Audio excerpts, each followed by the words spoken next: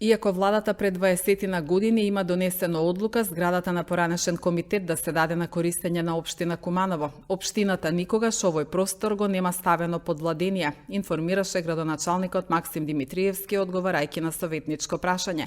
Тој соопшти дека од државното правобранителство биле известени дека е отворена судска постапка против правните субјекти и политичките партии кои ги користат просториите во објектот. 2006 има одлука на влада. Општината никогаш овој простор го нема ставено под владење. Ние се обидовме во неколку наврати со писма, писмени известувања на сите за нас во моментов узурпатори во оваа зграда, вклучувајќи ја и вашата и останатите политички партии кои што се овде сместени, тие се за нас узурпатори и правните субјекти, да го отстапат просторот и да можеме да го ставиме објектот под владение преку државно правобранителство, бидејќи тие тоа треба да ни го обезбедат и да ни го предадат објектот. За жал, не го прават, се обративме во неколку наврати до правобранителство и конечно пред 3 месеци правобранителството се одважи, поднесе писмено известување против правните лица кои што се во оваа зграда и дополнително и конечно против политичките партии да го ослободат просторот за да може општината овој имот да си го стави под владение.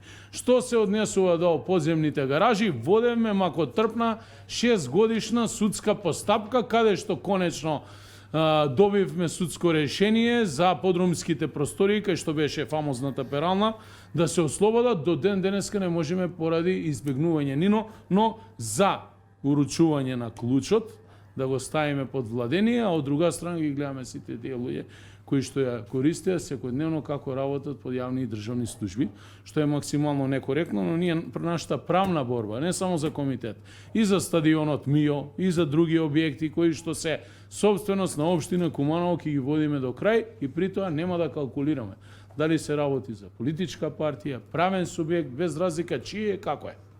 Може би ќе речат, тука имал мојот фамозен кум, не ме интересира, значи кој е закупец, јас го штитам интересот на општината и на граѓаните.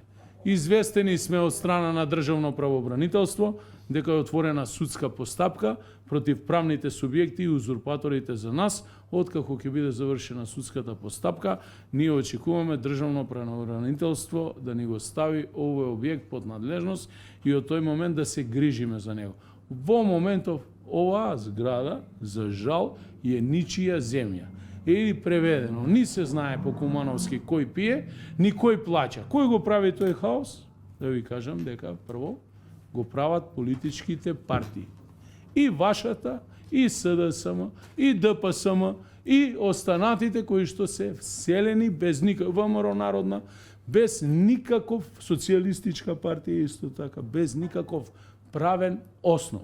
Што се однесува до правните субјекти, кафичите, тоа е поранешно Корзо, сегашен Бруклин и дополнително Зафир, тие барем имаат одреден договор согласно кој на кој е подпишан претходниот градоначалник Дамјановски во согласност со оснивачите или инвеститорите во овој објект